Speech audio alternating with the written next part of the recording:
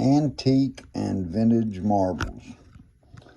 Let's try and do a little rundown here. Some of the earliest marbles, of course, were your handmades. These are some example of sulfides and this large swirl, which is called a divided ribbon core. You can see the ribbons in there, and there's gaps between each ribbon.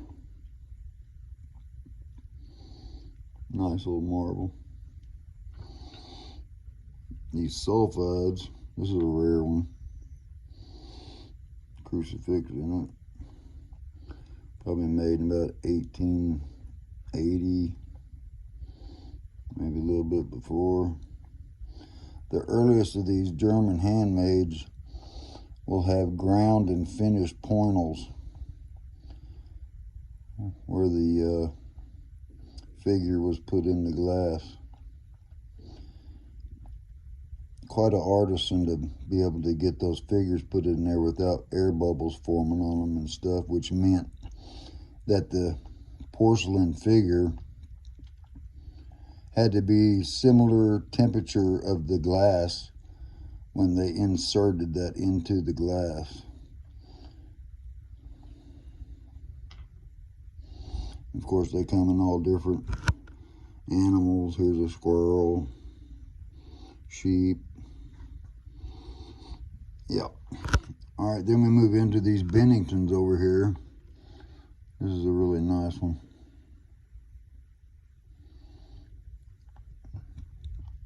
Again, 1800 stuff.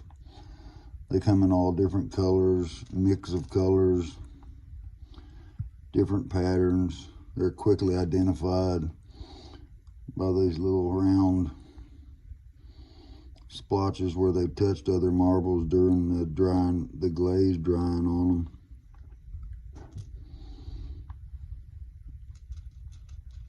White ones. The hardest to find in them are pink. As you notice, I don't have any. Here's your common clay marbles that we used to call them commies. I guess they still do. Here's some early stone examples.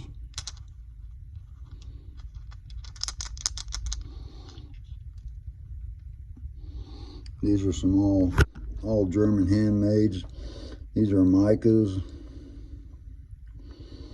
and some intricate cord handmades.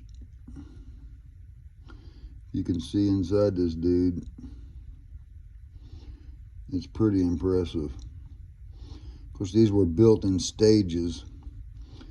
The worker would take clear glass and then put those colored bands, roll them on there, and then some more clear glass, and then these other bands, and roll them on there. And then they'd stretch this thing across the room and start cutting them off to whatever size. These are some early hand ground agates made out of minerals and stones. These are the bullseye pattern. Typically they're dyed. These aren't the best top quality ones, but they're good examples.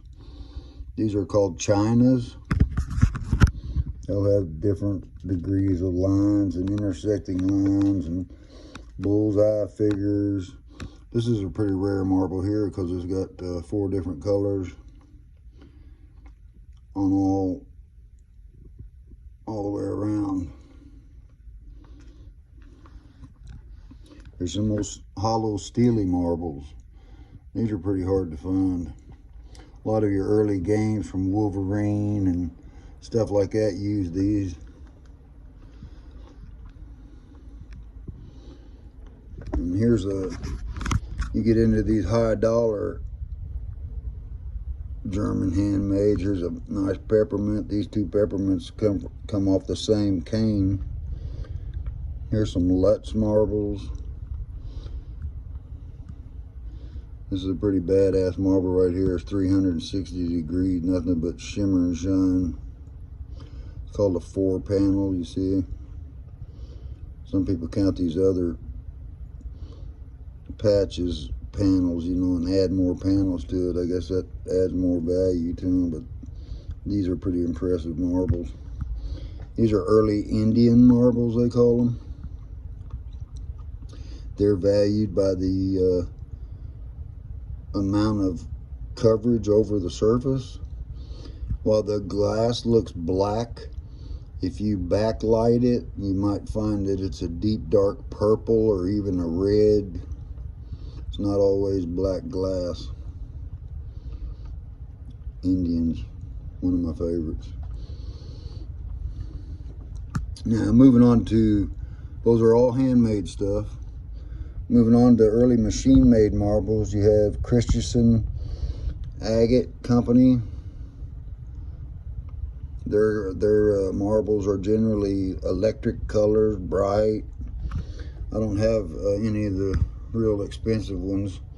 They have flames. I mean, they get really detailed. They were made back in the 20s. These are early AKRO agate. These were called Heroes. They're pretty hard to find.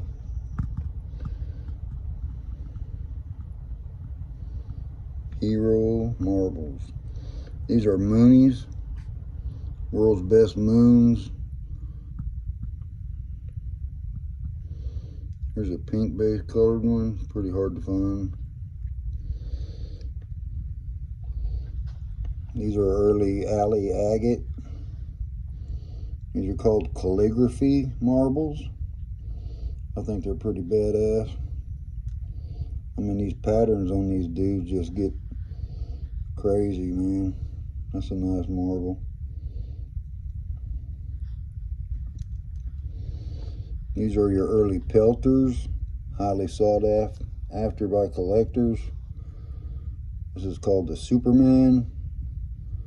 Pretty difficult to find, especially in this condition. It's probably like a $300 marble right there. It's crazy. Again, this is the NRL series, the Christmas tree, dragon. Guess this one's a Superboy. This is Superboy. These are tracer marbles. This one's kind of an ox bloody type. Pretty cool marble. Peltier marbles in the NLR series is really like you took the marble and cut it in half and put it back together again. It's kind of crazy. They have a very identifiable pattern. The NRL series from Peltier. Over here we have AKRO agate corkscrews. They were the only company that mastered this pattern in glass. I actually think others tried, but I actually think they got a patent on it or something. This is an old Indian, goes way back. Indian style corkscrew. What defines a corkscrew is it has a snake-like ribbon of various different colors, combination of colors, that goes around the marble from pole to pole, never crosses itself or intersects with itself. The corkscrew. This is a hard to find color combo. I mean, these dudes get pretty intricate, yeah, too. There's a clear base one. Again, all different kind of colors and combination of colors. This is called an auger corkscrew because of the wide, kind of flattened out ribbon in it. Auger corkscrew. These are kind of a specialty run called prize name corkscrews that AKRO agate made. Have a clear base with a feathery white. Then you get into the specialties like these colors, limeade. They got all kinds of different names. And then here's another special marble AKRO agate made. It's called the Popeye corkscrew. These dudes get up there in the big bucks when you get into the larger sizes, 3/4 and above. AKRO agate corkscrew. So what we have here is antique marbles from the 1800s all the way up to about 1930 or so. Hope you enjoyed our video. Please subscribe to our channel. Have a great day.